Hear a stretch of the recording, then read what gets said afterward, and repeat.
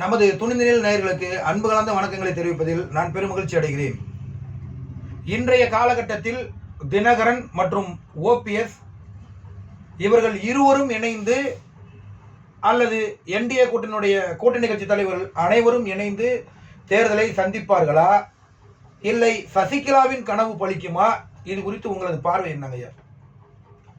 திரு அண்ணாமலை அவர்கள் இதற்கான முயற்சிகளில் ஈடுபட்டு கொண்டிருக்கிறார். கண்டிப்பாக ஓபிஎஸ் அவர்களும் இந்த என்டிஏ கூட்டணியில் இணைவார். அதற்கான முயற்சியை திரு அண்ணாமலை அவர்கள் தீவிரமாக எடுத்துக்கொண்டிருக்கிறார்கள். திரு சசிகலா அவர்களும் அதிமுக கூட்டணிக்கு வந்தே தீர்வார். அவர் இந்த கட்சியை எதிர்த்து அவர் பிரச்சாரம் செய்ய மாட்டார். அவர் அம்மாவின் செல்லப்பிள்ளையாக இருந்தவர் சசிகலா அவர்கள். அதனால் அதிமுகவை எதிர்த்து அவர் பிரச்சாரத்தில் ஈடுபட மாட்டார். நீங்கள் அப்படி பேசுகிறீங்க. ஆனாலும் பார்த்தீங்கன்னா இன்னைய அரசியல் சூழ்நிலையில் பார்த்தீங்க அப்படின்னா மதிப்பிற்குரிய நமது சசிகலா அம்மையார் அவர்கள் ஏதோ அரசியல் கட்சியை தொடங்குவது போல பல்வேறு நிகழ்வுகள் அங்கு அரங்கேற்றம் செய்யப்பட்டு வருகின்றன.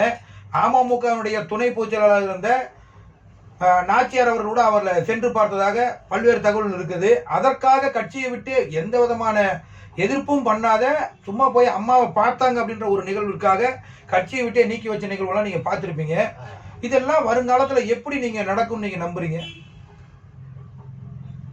இவங்க தனி கட்சி ஆரம்பிப்பாங்களா, அல்லது சசிகலா அம்மையார் தனி கட்சி ஆரம்பிப்பாங்களா, தினகரன் மற்றும் ஓபிஎஸோட இணைஞ்சு என்டிஏ கூட்டணியில் பயணிப்பாங்களா? இதெல்லாம் நீங்கள் இது குறித்து நம்ம பார்க்கும் பொழுது திருமங்கலம் தொகுதியில் நிற்பன்னு சொல்லிட்டு அந்த அம்மா சொல்கிறாங்க. இதெல்லாம் எப்படி நம்ம திரு எடப்பாடியார் அவர்களுக்கும் சசிகலா அவர்களுக்கும் சில முரண்பாடுகள் உள்ளன. அதை கலைந்து தேசிய கூட்டணியில் கண்டிப்பாக சசிகலாவையும் ஈடுபடுத்துவார்கள். சசிகலாவும் கண்டிப்பாக என்டிஏ கூட்டணிக்கு வருவாங்கன்னு நம்புறீங்க? வருவார்கள். ஓஹோ. அப்படி பார்த்தீங்கன்னா இந்த தென் மண்டலத்தில் மொத்தம் 58 சட்டமன்ற தொகுதிகள் உள்ளன.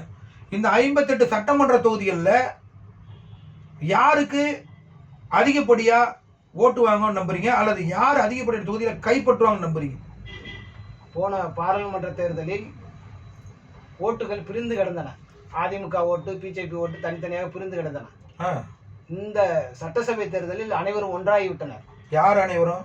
பிஜேபி, அதிமுக அனைத்து ஓட்டுகளும் ஒன்றாக சேர்ந்து கொண்டிருக்கின்றன. ஓஹோ. ஆதலால் இன்று கூட்டணி வலிமையாக காணப்படுகிறது. வலிமையாக காணப்படுகிறது. திரு ஜான் பாண்டியன் அவர்கள், திரு தினகரன் அவர்கள் அனைத்து ஓட்டுகளும் ஒன்றாக சேர்ந்து, திரு தேவேந்திர ஓட்டு, தேவர் ஓட்டு அனைத்து ஓட்டுமே ஒன்றாக சேர்ந்து கொண்டிருக்கிறது. அனைத்து சமுதாய ஓட்டுகளும் இந்த ஒன்று. இதெல்லாம் ஒரு வாக்கு வங்கியா வரும்னு நீங்க நம்புறீங்களா? எல்லா சமுதாயமும் இப்ப சேர்ந்து வந்ததுனால இந்த ஓட்டு எல்லாமே ஒரே கூட்டணிக்கு வாக்கா மாறும் நம்புறீங்களா நீங்க? கண்டிப்பாக ஓட்டாக. அது எப்படி அரசியல் காரணங்களையோ மாற்று காரணங்களையோ எதிரும் புதிருமா இருந்தவங்களா ஒன்னா சேர்ந்ததெல்லாம் எப்படி இது ஒட்டுக்கா மாறும் நீங்க நம்புறீங்க? இது அரசியல்னால வந்துடும் நினைக்கிறீங்க? வந்துடும். அரசியல்னால கண்டிப்பாக மாறும். அரசியல் ஓட்டு அங்கு தேவேந்திர ஓட்டும் தேவர் ஓட்டும் ஒன்று சேர்ந்தாலே தென்மண்டலம் வலிமையாக காணப்படும். கண்டிப்பா அதுல ஒன்றும் மாற்று கருத்து இல்லை. ஆனா இதெல்லாம் ஓட்டு வங்கியா சேருமாங்கிறது தான் நமக்கான ஒரு கேள்விக்குறியா இருக்கு. அதற்கான முயற்சியில் பிஜேபி கட்சியானது ஈடுபட்டு கொண்டிருக்கிறது. அப்ப அதிமுக ஈடுபடல. பிஜேபி கட்சி கண்டிப்பாக அனைத்து ஓட்டுகளையும் தினகரன் அனைவரையும் கூட்டணியில் சேர்த்து அந்த ஓட்டுகள் எங்கும் பிரியக்கூடாது என்று நினைக்கிறது. அதை பிஜேபி ஆணித்தரமாக செய்து கொண்டிருக்கிறது. நிச்சயமா இவங்க அதிமுக கூட்டணி ஓரளவிற்கு வெற்றி பெறுவாங்கன்னு நீங்க நம்புறீங்க? நம்புறோம். கண்டிப்பாக வெற்றி பெறும். வலிமையாக காணப்படுகிறது கூட்டணியானது. இப்போ தேனி மாவட்டத்தை எடுத்துக்கிட்டீங்க அப்படின்னா பெரியகுளமாகட்டும், தேனி ஆகட்டும், நல்லா செல்வாக்குள்ள தொகுதியா ஓபிஎஸ் ஐயாவுக்கு இருக்குது. ஓபிஎஸ் ஐயாவை கண்டிப்பா என்டிஏ கூட்டணியில் இணைக்கிறதுக்கான எல்லா முயற்சியும் எடுக்கிறாங்கன்னு நம்ம நம்புவோம். ஆனா அவர் இணைவாரா, இல்லை ஏதோ இந்த புதியதாக ஆரம்பிச்ச இந்த அரசியல் கட்சியான புதியதான அந்த கட்சிக்கு போவார்னு நினைக்கிறீங்களா, இல்லை டிஎம்கே பக்கம் சாய்வாரா, இல்லை என்டிஏ கூட்டணி தான் வருவாரா? அவர் அதிமுகவில் பல பதவி, முதல்வர் பதவி முதற்கொண்டு வைத்தவர், பல பதவிகளை வைத்தவர், பொருளாளராக இருந்தவர். அதனால் அவர் அதிமுகவை விட்டு கண்டிப்பாக எங்கும் செல்ல மாட்டார். கண்டிப்பாக என்டிஏ கூட்டணிக்கு வருவார். என்டிஏ கூட்டணி கண்டிப்பாக இன்னும் கூட கொஞ்சம் வலுப்பெறும் நம்புறீங்க? கண்டிப்பாக ஓபிஎஸ் ஐயா அவர்கள் வருவார்கள். கூட்டணி இன்னும் வலுப்பெறும். ஓஹோ. இல்லை பார்த்தீங்கன்னா சிலர் பார்த்தீங்கன்னா இப்போவே நாங்கள் என்டிஏ கூட்டணியில் கதவை அடைச்சிட்டோம், இனிமேல் யாருக்குமே வாய்ப்பு இல்லை அப்படிலாம் சொல்கிற மாதிரிலாம் நம்ம பார்க்குறோமே. என்டிஏ கூட்டணியால் சில முரண்பாடுகள் உள்ளன. திரு எடப்பாடி அவர்களுக்கும் பிரிந்து கிடந்த அதிமுக தலைவர்களுக்கும் சில முரண்பாடுகள் உள்ளன. அதை கலைந்து இப்பொழுது வெற்றி பெறக்கூடிய கட்டாயத்தில் உள்ளார்கள். அதனால் கண்டிப்பாக எல்லோரும் அந்த முரண்பாடுகளை கலைந்து கண்டிப்பாக வெற்றி பெறக்கூடிய சூழ்நிலையிலே உருவாக்குவார்கள். இவர்களே இப்போ கூட்டணி சேரும் போதே இவ்வளவு முரண் இருந்துச்சுன்னா மக்களுக்கு இவங்கெல்லாம் எந்த முரணெல்லாம் இந்த முரணெல்லாம் கலைச்சிட்டு மக்களுக்கு இவங்கெல்லாம் நல்லது செய்வாங்கன்னு நம்ப முடியுமா நம்ம? அதாவது ஒரு சாதாரண ஒரு அரசியல் சார்ந்து நீங்க பார்க்காம ஒரு பொதுமக்களுடைய பார்வைக்கு சொல்லுங்க. பொதுமக்களுக்கு நல்லது செய்யறது தான் நம்ம கட்சி வேணும்னு நினைக்கிறோம்.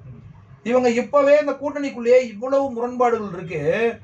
இதுல இன்னொரு முரண்பாடு கூட சொல்லியிருக்காங்க. நிதியமைச்சர் அங்க வந்து பட்ஜெட் வாசிக்கிறதுக்கு முன்னாலே எடப்பாடி அவர்கள் வாழ்த்து செய்தி அனுப்பிட்டார் அப்படின்னு சொல்றாங்க. இந்த பட்ஜெட்ல தமிழ்நாடுங்கிற ஒரு வார்த்தையை அவங்க சேர்க்கவே கிடையாது. இவர் முந்தி கொண்டு அல்லது ரைட்டு பட்ஜெட் வாசிச்சதுக்கு பிறகாக கூட ஒரு நிமிஷத்துக்கு அப்புறமா கூட சொல்லிட்டு அவர் ஏன் முந்தி கொண்டு வாழ்த்துலாம் சொல்றாரு? அந்த அளவுக்கு இந்த தமிழ்நாட்டுக்கு இந்த பட்ஜெட்ல என்ன சொல்லியிருக்கிறதா உங்க கட்சியோ அல்லது நீங்களோ எப்படி நினைக்கிறீங்க? இந்த தடவையானது நிதியமைச்சர் திரு சீதாராமன் அவர்கள், நிர்மலா சீதாராமன் அவர்கள் தமிழகத்திற்கு ஏகப்பட்ட நல்ல திட்டங்களை அறிவித்துள்ளார்கள். அதற்காக திரு எடப்பாடி அவர்கள் நன்றி தெரிவித்துள்ளார்கள். ஏகப்பட்ட நலத்திட்டம்னா என்ன நலத்திட்டம்? ஏதாச்சும் ஒரு நலத்திட்டம் சொல்லுங்க பார்க்கலாம். என்ன நலத்திட்டத்தை இந்த பட்ஜெட்ல இந்த உங்களுக்கே சொல்ல முடியல, நீங்களே கொஞ்ச நேரம் யோசிக்கிறீங்க. இந்த பட்ஜெட்ல ஒண்ணுமே திட்டம் இல்லைங்கிறது தான் இங்க பிரச்சனை. தமிழ்நாடுங்கிறதே மறந்துட்டீங்க. என்டிஏங்கிறது தமிழ்நாட்டை சுத்தமா வஞ்சிச்சுட்டாங்க அப்படிங்கறத. என்ன திட்டத்தை இவங்க கொண்டு வந்தாங்க கேட்டா உங்க கட்சி தலைவர் சொல்றாரு இளைஞர்களுக்கு நிறைய திட்டம் கொண்டு வந்தாங்க. ரயில்வே திட்டங்கள், ரயில்வேக்கு நிதி அதிகமாக ஒதுக்கி உள்ளார். ரயில்வேல யார் இருக்கா அதிகமா சொல்லுங்க பாப்போம். நம்ம தமிழ்நாடு எடுத்துக்கோங்க. போங்க, எந்த கவுண்டராலும் உள்ள போயிட்டு நீங்க போய் டிக்கெட் எடுங்க. போனீங்க அப்படின்னா முழுக்க முழுக்க நார்த்துக்காரங்க தான் முழுக்க முழுக்க ஆக்கிரமிச்சிருக்காங்க. அதில் நமது தமிழ்நாட்டு மாணவர்கள் அதில் எக்ஸாம் இது எழுதுங்க, எல்லாருமே அந்த இதுக்கு ட்ரை பண்ணணும். அப்பதான் அந்த இதுல நம்ம வந்து செலக்ட் ஆக முடியும். அப்ப தமிழ்நாட்டு மாணவர்கள் நீங்க ரயில்வேல எக்ஸாம் எழுதுன்னு நினைக்கிறீங்களா? தமிழ்நாட்டு மாணவர்கள் எக்ஸாம் நிறைய எழுதுறாங்க சார். எக்ஸாம் எழுதாம கிடையவே கிடையாது.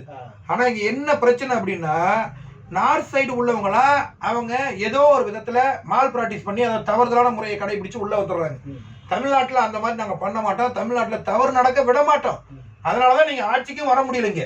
இங்க தமிழ்நாடு அப்படிங்கிறது எப்படின்னா செல்வ செழிப்பான பூமி, சரியா? எல்லா விதத்திலும் செல்வ செழிப்பான பூமி. எப்படியாவது தமிழ்நாட்டை எல்லா ஊரையும் பிடிச்சு விட்டோம்.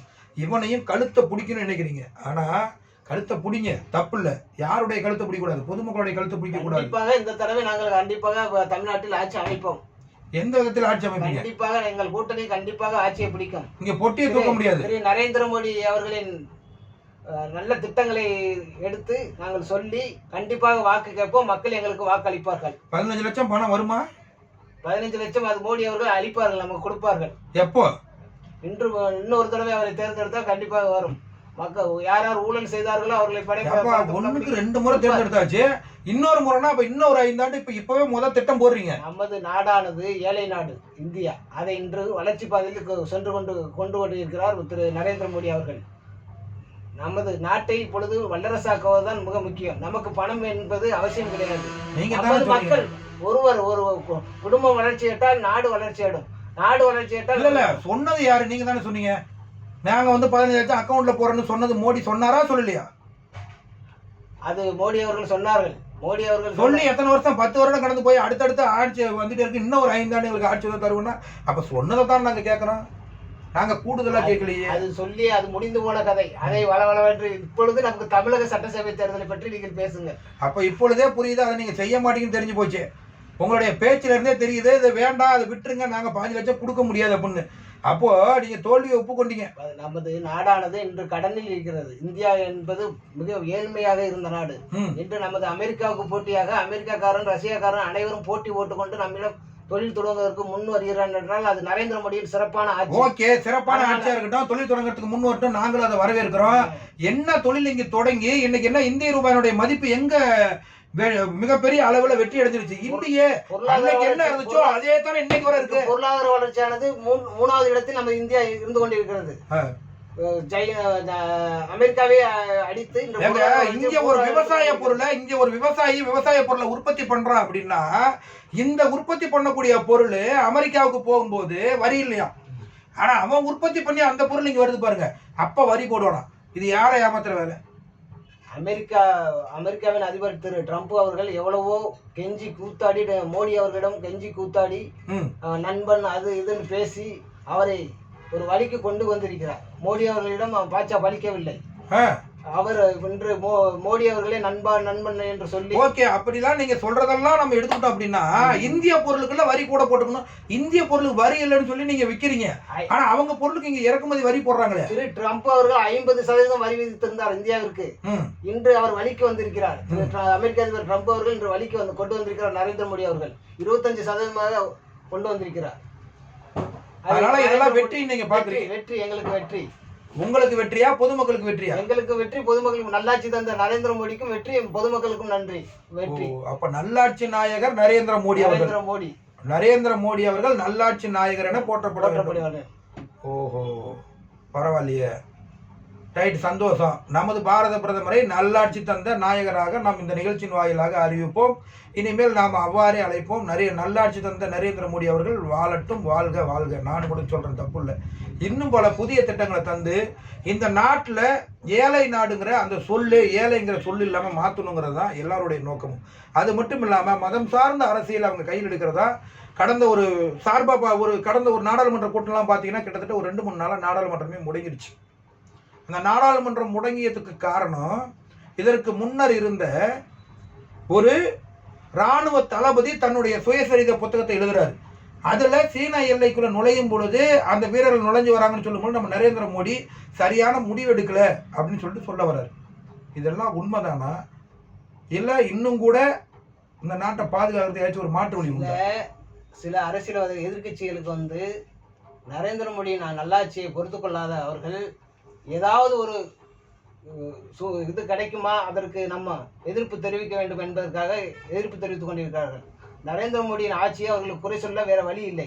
அவர்கள் சிறுபான்மையினர் காமித்து அவர்கள் ஓட்டு வங்கியாக பயன்படுத்த பார்க்கிறார்கள். இதுதான ஒழிய நரேந்திர மோடியின் ஆட்சியை அவர்கள் எதிர்த்து பேச வேண்டும் என்பதற்காக சில காரணங்களை சில இதுகளை கூறிக்கொண்டிருக்கிறார்கள். நீங்க அப்படியே பார்த்தாலும் கூட நல்லாட்சி இல்லை. எது நல்லாட்சிங்கிறீங்க? எந்த இடத்துல நல்லாட்சி? நீட்டு கொண்டு வந்து நல்லாட்சியா? நம்ம தமிழ்நாட்டுக்கு தர வேண்டிய கல்வி நிதியை தரலையே, அது நல்லாட்சியா? நம்ம தமிழ்நாட்டுக்கு கிடைக்கக்கூடிய அடிப்படை ஆதாரமா இருக்கக்கூடிய ஜீவன் நதியா இருக்கக்கூடிய நதி இணைப்பதற்கு நாம ஒப்பந்தம் போடலையே, இது நல்லாட்சியா? எது நல்லாட்சிங்கிறீங்க?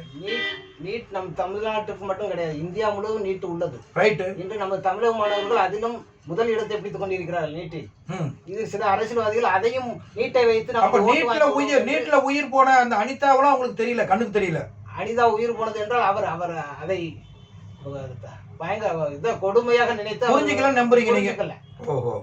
ஆனா இதுக்கப்புறமா அதை புரிஞ்சுக்கிட்டு இந்த மாணவர்கள் இன்னும் கூட நீங்க தமிழக மாணவர்கள் இன்று அதிகப்படியான மாணவர்கள் நீட் எழுதி பாஸ் பண்ணி கொண்டு இருக்கிறார்கள்.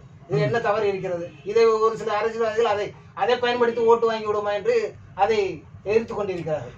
உங்க கூட்டணியில் இருக்கக்கூடிய அந்த உங்க கூட்டணி முதலமைச்சர் வேட்பாளர் இருக்கக்கூடிய அதே எடப்பாடி நீட்டை எதிர்க்கிறாரு. ஆனா இன்னைக்கு நீட்டை எதிர்க்கலங்கிற மாதிரி அப்படியே ஒரு போர்வைக்கு அப்படியே போறாரு. எடப்பாடி அவர்கள் நீட்டை எதிர்த்தார்கள். இன்று திரு ஸ்டாலின் அவர்கள் சொன்னார்கள், நாங்கள் நீட்டை விலக்கு கொண்டு வருவோம், 5 வருடம் ஆட்சி முடிந்து விட்டது, இன்னும் அவர் ஸ்டாலின் எப்படி நீட்டு விலக்கு கொண்டு வர முடியும்? அவர் சொன்னாருங்க, நீட்டுக்கான விலக்குக்கான கோரிக்கை வைப்போம்னு சொன்னாரு. அவங்களுடைய ஆட்சி அமையல, உங்களுடைய ஆட்சி அமைஞ்சிருச்சு. உங்களுடைய ஆட்சி அமைஞ்சா நீங்க தான் கொண்டு வரணும் நீட்டை. அவர் எப்படி விலக்கு கொண்டு வருவாரு? விலக்கு கொண்டு வருவோம்னு நீங்க சொன்னீங்க. 5 வருஷம் ஆச்சு, என்ன செஞ்ச முடியும்? நீட்டு யாரு விலக்கு கொண்டு வர முடியும்? இணைந்து செயல்படணும். எப்படி நீங்க சொல்றதுக்கெல்லாம் ஆமா சாமி, நீங்க எது சொன்னாலும் சரி, நீங்க வாங்க தமிழ்நாட்டுக்கு வாங்க, நீங்க எதனாலும் சுரண்டி எடுத்துக்கிட்டு போங்க, நாங்க நல்லது செய்யணும்னு சொல்லணுமா? சுரண்டுபவர்கள் மோடி அவர்கள் அல்ல, அவர்கள் ஊழல் செய்தவர்களை அழிப்பவர்கள். திரு நரேந்திர மோடி அவர்கள் யார் ஊழல் செய்கிறார்களோ அவர் சொந்த கட்சியாக இருந்தாலும் சரி, யாராக இருந்தாலும். அப்புறம் ஏன் ஊழல்வாதியா இருக்கவங்களா உங்க கட்சியில கூட்டணியில வச்சுட்டு இருக்கீங்க? பேர் சொல்லணுமா? நான் சொல்லுங்க. எதுக்கு நீங்க ஊழல்வாதி பூரா உங்க கட்சிக்குள்ள வச்சுட்டு இருக்கீங்க? ஊழலே செய்யாதவங்கள உங்க கட்சிக்குள்ள வச்சிருக்கீங்களா? ஊழல் அறிந்தால் அதற்கான தக்க நடவடிக்கை எடுப்பார்கள். யார் ஊழல் செய்தார்கள் அவற்றை கண்டிப்பாக தக்க நடவடிக்கை எடுப்பார்கள் திரு நரேந்திர மோடி. எப்பொழுது எடுப்பீங்க? ஆட்சியெல்லாம் முடிஞ்சதுக்கு அப்புறமா? ஆட்சியெல்லாம் முடிஞ்சதுக்கு அப்புறம் நாங்க ஆட்சிக்கு வந்து எடுத்துருவோமே. அது இன்று திமுக ஊழல் செய்யவில்லையா?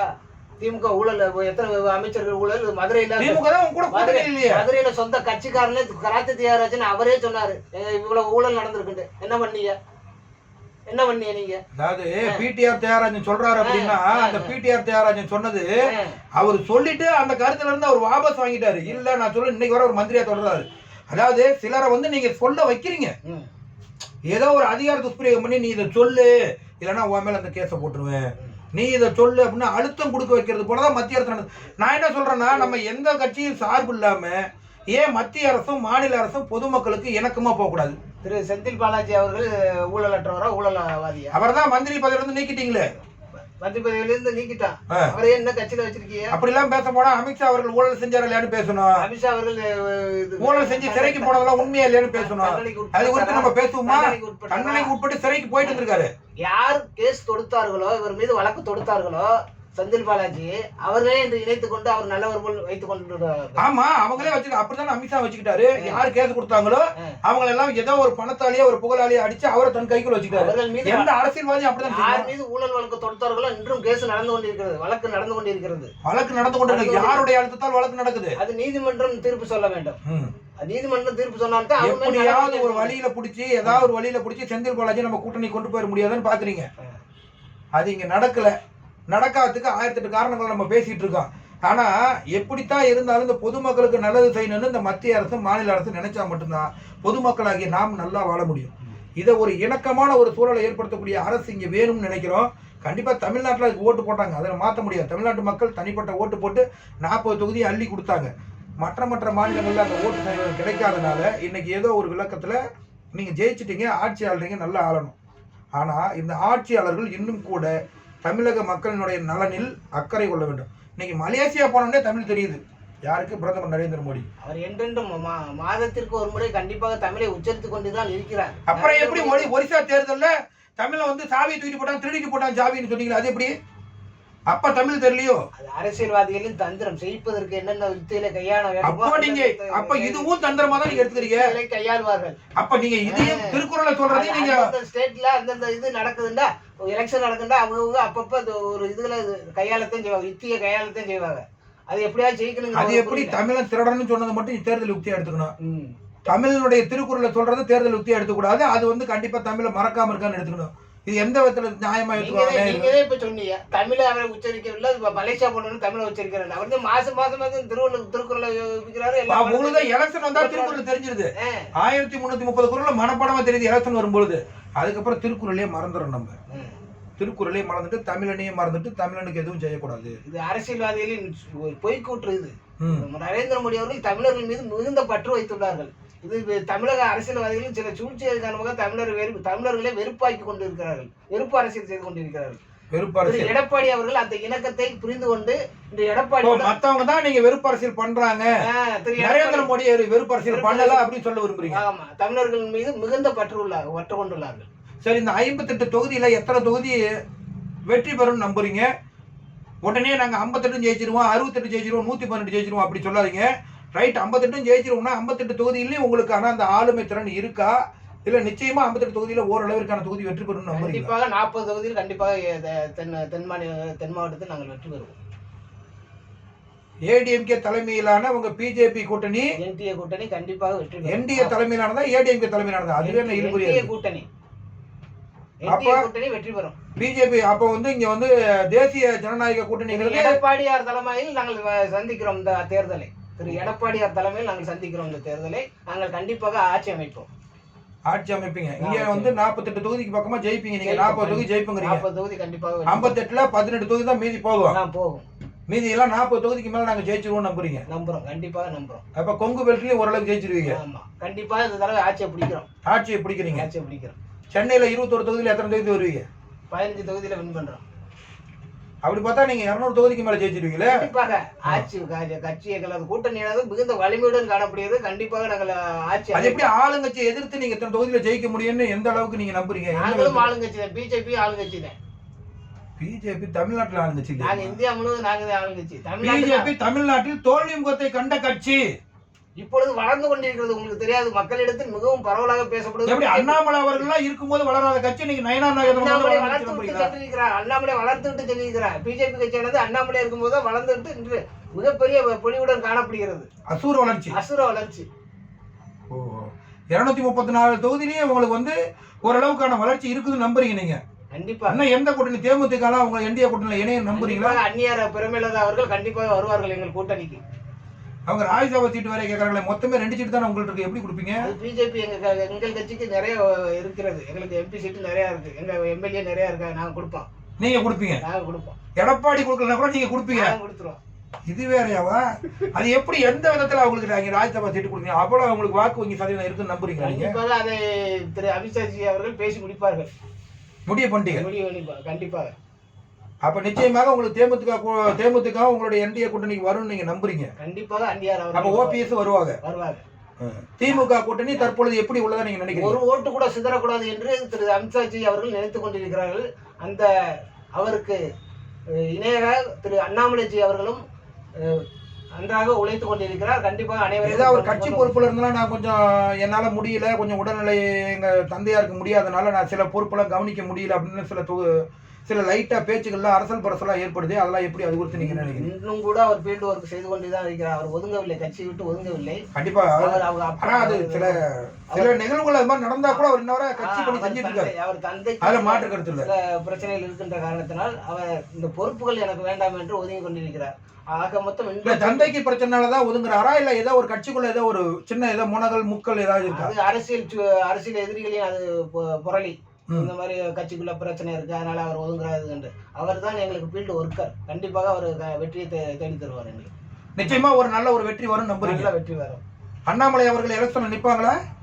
கண்டிப்பாக எலெக்ஷனில் கண்டிப்பாக நிற்பார். அமித்ஷாஜி அவர்கள் ஆர்டர் போட்டால் அண்ணாமலை கண்டிப்பாக செய்வார். அதை அப்ப வருங்கால முதலமைச்சர் ஆயிடுவாங்க. கண்டிப்பா.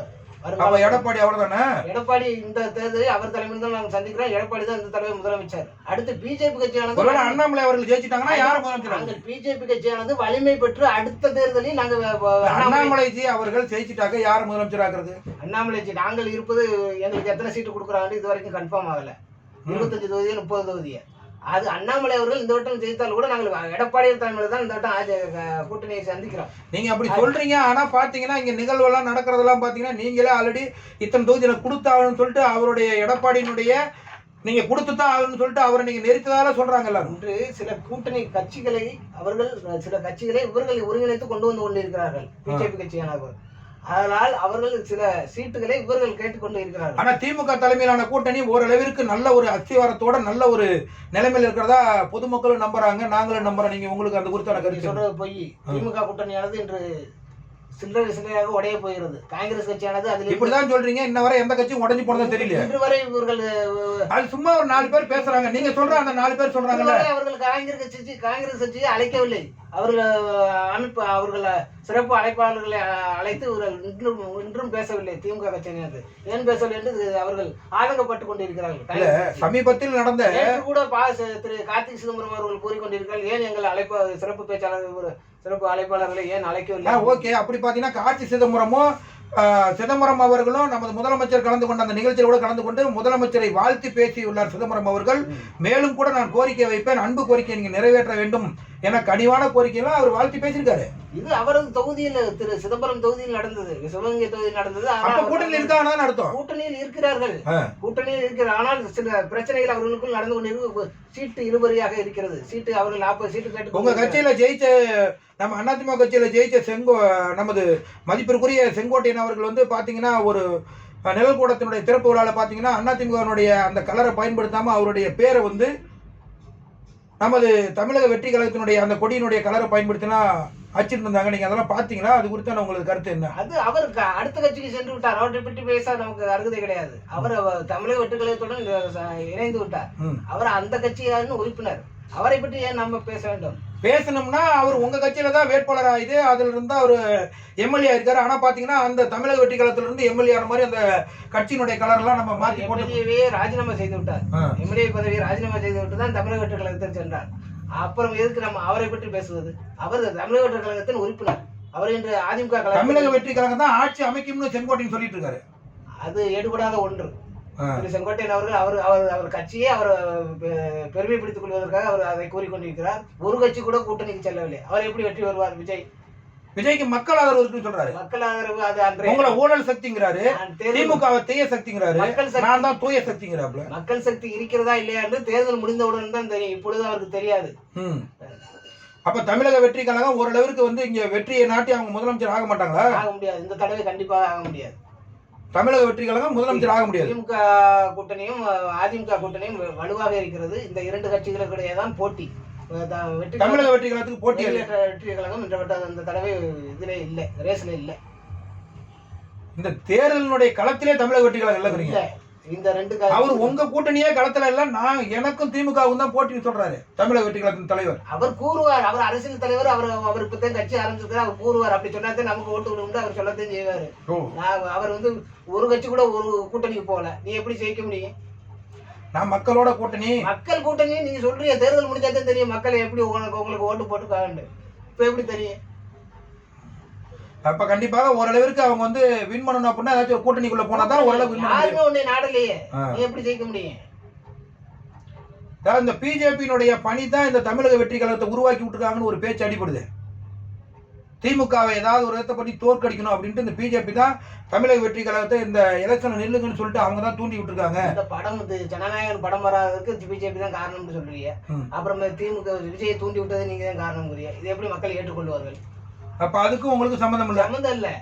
பொதுமக்களை நம்பி நீங்க நிக்கிறீங்க. ஆட்சியை பிடிப்பது கனவு கொண்டு இருக்கிறார். பொதுமக்களை நம்பி தான் என்டிஏ கூட்டணி நிக்குது.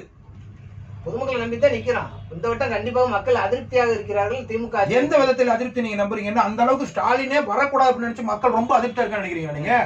எந்த இடத்துல அதிருப்தி மிகப்பெரிய ஒரு புரட்சியெல்லாம் ஏற்பட்டு இங்க வெடிச்சிருக்கு? லஞ்ச லாவணியம், கொலை கொள்ளை, ஊழல், டாஸ்மாக். ஒரு நாட்டுல மக்கள் தொகை அதிகரிக்குதுன்னா லஞ்ச லாவணியமோ மற்ற கொலை கொள்ளைகளோ மற்ற கற்பழிப்புகளோ எல்லாமே கொஞ்சம் கூடுதலா இருக்குது. இங்க வந்து மக்கள் தொகை இருக்க தமிழகத்துல கூட்டிட்டு போகுது. அதனால நம்ம சரின்னு சொல்ல விரும்பல. கண்டிப்பா இது நடக்கக்கூடாது. இது அசுபகாரியம். சற்று முன்னர் நீங்க தான் கூறுவீங்க இந்தியா உள்ள அவங்க ஊழல் பண்ணாங்க, இவங்க ஊழல் பண்ணாங்க. இப்ப சொல்றீங்க நீங்க ஊழல் லஞ்ச லாவணியெல்லாம் இருக்கத்தான் செய்யும். லஞ்ச லாவணியம் இருக்க செய்யும் சொல்லலைங்க. இது வந்து மக்கள் தொகை அதிகரிக்கும் போது ஒவ்வொரு நாட்டிலும் நடக்கக்கூடிய அந்த நிகழ்வுகள் கண்டிப்பா நடக்க கூடாது. ரைட், இருந்தாலும் அதை தடுக்கணும். அதான் இரும்பு கரம் கொண்டு முதலமைச்சர் ஒடுக்குறாரு. ஒவ்வொரு இடத்துலயும் நிகழ்வுகள் நடக்கும்போது இரும்பு கரம் கொண்டு ஒடுக்குறாருல்ல. இந்தியா முழுமைக்கும் 120 கோடி மக்கள், 130 கோடி மக்களின் நல்ல எண்ணங்களை பெற்றுள்ளார் நமது நரேந்திர மோடிஜி அவர்கள். அப்புறம் ஏன் தமிழ்நாட்டில் ஜெயிக்கல நீங்க? நாங்க ஜெயிப்போம், வளர்ந்து போன இடத்துல ஜெயிக்கல. கண்டிப்பா வளர்ந்துட்டு வர்றோம், கண்டிப்பா வின் பண்ணுவோம். எப்ப வின் பண்ணுவீங்க? நரேந்திர மோடி அவர்கள் நன்மதிப்பை பெற்றிருந்தா சென்ற எலெக்ஷன்லயே ஜெயிச்சிருக்கணும். சென்ற எலெக்ஷன்லயே 4 எம்எல்ஏ நாங்க வந்திருக்கோம். ஒரு எம்எல்ஏ வந்து 4 எம்எல்ஏ வந்திருக்கோம். 4 எம்எல்ஏ இனிமே 40 எம்எல்ஏ மாறுவாங்க. 40 எம்எல்ஏ நாளைக்கு ஆட்சியை பிடிப்போம். ஆட்சியை பிடிப்பீங்க? 40 எம்எல்ஏ வச்சு கூட ஆட்சியை பிடிச்சிருக்கீங்க. 40 எம்எல்ஏ நாளைக்கு 120 எம்எல்ஏ மாறுவாங்க, ஆட்சியை பிடிப்போம் நாங்க. அப்படி சொல்லுங்க. இல்ல நீங்க பாட்டு 40 எம்எல்ஏ வச்சுக்கிட்டு மத்தவங்க எல்லாம் தூக்கிட்டு வந்திருக்கீங்கன்னு பார்த்தேன். ஏன்னா சில ஸ்டேட்ல அப்படி நடந்திருக்குது. அந்த நிகழ்வு எல்லாம் பார்க்கும்போது நமக்கே ஒரு மாதிரி அச்சத்தை உருவாக்குது. பயப்படுறீங்க? கண்டிப்பா பொட்டியை தூக்கிட்டு போயிருக்கீங்க பயமா இருக்குது. எல்லாரும் தமிழ்நாட்டு மக்கள் எல்லாம் ரொம்ப விழிப்போடு இருக்கிறாங்க. கட்சிக்காரங்க எல்லாம் தமிழக மக்கள் நரேந்திர மோடிஜி அவர்கள் மீது நல்ல மதிப்பு வைத்துள்ளார்கள். பிஜேபி கட்சி மீது நல்ல அபிமானம் உள்ளது. கண்டிப்பாக நாங்க வெற்றி பெறுவோம். வெற்றி பெறுவீங்க? வெற்றி பெறுவோம். திமுக ஆட்சி கலைக்கப்படும் அல்ல, திமுக ஆட்சி அறுத்தறியப்படும் வேரோடு. இதெல்லாம் எந்த ஒரு முதலமைச்சராக இருந்து ஒரு ஆட்சி பண்ணிட்டு இருக்கிற கட்சியை வந்து இல்ல நாங்க சுத்தமா குடும்ப கட்சி மன்னராட்சியா நடக்குது. இங்க குடும்ப கட்சி வச்சு ஆட்சி நடத்திக்கிட்டு யாரையும் வச்சுக்கிட்டு இது கனிமொழி, ஸ்டாலின் எல்லாம் குடும்ப உறுப்பினராக இருந்து கொண்டு மக்கள் அந்த போஸ்டிங் எம்பி இருக்கிற கனிமொழி இடத்துல இன்னொரு சாமானிய மனிதனை உட்கார வைக்கலாம். உதயநிதி ஸ்டாலின் இருக்கிற இடத்துல ஒரு துரைமுருகனை உட்கார வைக்கலாம். எதுக்கு 3 பேர் குடும்ப உறுப்பினர்களா இருக்கீங்க? அதுக்கு ஒரு விஷயத்த நான் எடுக்க வேண்டாம் இந்த நிகழ்ச்சின்னு நினைக்கும் போது நீங்க எடுத்துட்டீங்க, சந்தோஷம். நீங்க அப்படி பாத்தீங்க அப்படின்னா மதிப்பிற்கும் மரியாதைக்கும் உரிய முன்னாள் சபாநாயகர் நமது ஜெயக்குமார் ஐயானுடைய மகன் எம்பி ஆகும்போது என்ன வயசு? அவர் குடும்ப அரசியல் வரலையா? 40 வயசுல எம்பி ஆயிட்டார். அங்க குடும்ப அரசியல் உங்களுக்கு தெரியலையா? சாமானியர். அவரை பற்றி இருங்க பொறுங்க. சாமானியன் கிடையாது. அவரு முன்னாள் சபாநாயகர், இன்றைய அரசியல் கட்சியினுடைய மிகப்பெரிய பிரமுகர். நீங்க முதலமைச்சருங்க. நீங்க முதலமைச்சர், நீங்க எல்லா ஜாதிக்கும் பிரதிநிதித்துவம். ஐயா நான் கேட்பது நான் கேட்கறதுக்கு இதுக்கு மட்டும் நீங்க கரெக்டா போய் சொல்லுங்க. ரவீந்திரநாத் தாகூர் வந்து ரவீந்திரநாத் ஓபிஎஸ் மையம் இங்க கட்சிக்கு வரும்பொழுது அவருக்கு 40 வயசுக்குள்ளே அவர் எம்பி ஆயிட்டாரு. அப்ப அங்க குடும்ப ஆட்சி, முதலமைச்சர் குடும்ப ஆட்சி கிடையாது. அம்மா கொடுத்த பதவி அது. இவரு 60 வயசு ஆகும் பொழுது நான் ஒரு ஆட்சிக்கு வரணும்னு நினைக்கும் பொழுது இங்க மட்டும் குடும்பம் வருது. 50 வயசுக்கு முன்னாலே இத்தனை பேர் வந்திருக்காங்களே. சமூக நீதி அரசியல் பேசுறீங்கல்ல, அப்ப உங்க குடும்பத்துல எதுக்கு ஒரு எம்பி கொடுக்குறியா, ஒரு முதல்வர் கொடுக்குறீங்க? ஐயா ஒரு உழைப்புல வந்துச்சு அந்த கட்சிக்காரங்க சொல்றாங்க. துரைமுருகன் எத்தனை வருஷமா இருக்கு? உழைப்பினால அவருக்கு வந்து அந்த பதவி வந்துச்சுன்னு சொல்லிட்டு அந்த கட்சிக்காரங்க சொல்றாங்க. நான் சொல்ல கிடையாது. உழைப்புனாலதான் உதயநிதிக்கு கொடுத்தாங்க. இங்க குடும்ப ஆட்சின்னு சொல்லும் பொழுது ஏடிஎம்கேல குடும்ப ஆட்சி இல்லையா? இத்தனை பேர் எப்படி உள்ள வந்தாங்கன்னு கேக்குறாங்க. இதற்கு உங்களுடைய பதில் என்ன? உதயநிதியை நீங்க சமூக நீதியை பற்றி அரசியல் பேசுகிறீர்கள். திமுக ஆட்சி என்பது சமூக நீதி ஒதுக்கீடு, சமூக நீதி அரசியல் என்று கூறிக்கொண்டே இருக்கிறது. எந்த காரணத்தால் துரைமுருகனை ஒதுக்கிவிட்டு ஐப்பெரியசாமி போய் மூத்த அமைச்சர்கள்லாம் ஒதுக்கிவிட்டு உதயநிதி ஸ்டாலினை துணை முதல்வரை கொண்டு வரதுக்கு காரணம் என்ன? அதே மக்கள் என்று ஐயா அவங்க கட்சிக்காரங்க முடிவு பண்ணி அதை கொண்டு வராங்க ஐயா. கட்சிக்காரர்கள் அல்ல, அவர்கள் சொல்வது நான் 60 வயதுக்கு மேல அவர் வந்ததுனால தான் நாங்க கொண்டு வரோம். அவருடைய உழைப்பு, அளப்பரிய உழைப்பு, அவர்னாலதான் நாங்க ஆட்சிக்கு வந்திருக்கோம். ஒரே ஒரு செங்கலை தூக்கிட்டு போய் நாங்க ஜெயிச்சு கொண்டு வந்தது எங்க தலைவர் தான். அவர் தான் எய்ம்ஸே கட்டணும்னு சொல்லி ஒரு செங்கலை வச்சு நாங்க வெற்றி பெற்றோம். இதற்கான முக்கிய காரணம் எங்களுக்கு உதயநிதி தான். உதயநிதி தான் இவ்வளவு பெரிய மாநில மாநாட்டை எல்லாத்தையும் கூட்டுறாரு. இளைஞரணி மாநில மாநாடு 2 இடத்துல நடந்திருக்குது. அதனாலதான் அவர் நாங்க கட்சி தலைவரை ஏத்துக்கணும்னு அவங்க கட்சிக்காரங்க சொல்றாங்க. இது மாதிரி உங்களுடைய கட்சியில நேரு, துரைமுருகன், ஐப்பெரியசாமி இவங்கெல்லாம் வேலையை பார்க்கல. அவங்க படி பார்த்தது வேற, இவர்கள் படி பார்த்தது வேற. கிட்டத்தட்ட 70. அப்போ உங்க பிஜேபி குடும்ப அரசியல் இல்லையா? கிடையாது. நரேந்திர மோடி குடும்பத்துல யாரு இருக்கா சொல்லுங்க? நரேந்திர மோடி குடும்பத்துல யாரும் இல்ல. அப்ப மத்த எந்த குடும்பத்திலுமே உங்க குடும்ப அரசியலை கொண்டு வரலையா? எங்க இருக்காரு? அரசியல் இருக்காரா? அரசியல் இல்லனாலும் பின்புலத்துல இருந்து வேலை செஞ்சாரு இருக்காரு. இது அரசியல் நாங்க கட்சிக்கு கொண்டு வரலையே. கட்சி கொண்டு வந்து யாருக்கா கட்சிக்கு நீங்க கொண்டு வரீங்களா? கொண்டு வரலையா? அதுதான் நீங்க அத சாணக்கியத்தனமா பண்றீங்க.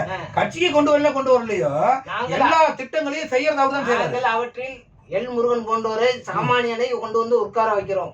பாரதிய ஜனதா கட்சியானது சந்தோஷம். நீங்க சமூக நீதி பேசிவிட்டு உங்கள் குடும்ப உறுப்பினரை நீங்கள் அதில் ஒரு இவர்கள் குடும்ப உறுப்பினர்களை வைத்தார்களா வைக்கவில்லை என்பது இங்க கேள்வி அல்ல. நீங்கள் பின்புலத்தில் இருந்து கொண்டு இவ்வளவு பணிகளையும் நீங்க அமித்ஷா மையனோ மத்தவங்கள எல்லாரும் பின்புலத்தில் இருந்துகிட்டு என்னென்ன சம்பாதிக்க முடியுமோ அத்தனை விஷயங்களும் சம்பாதிக்கிறீங்க.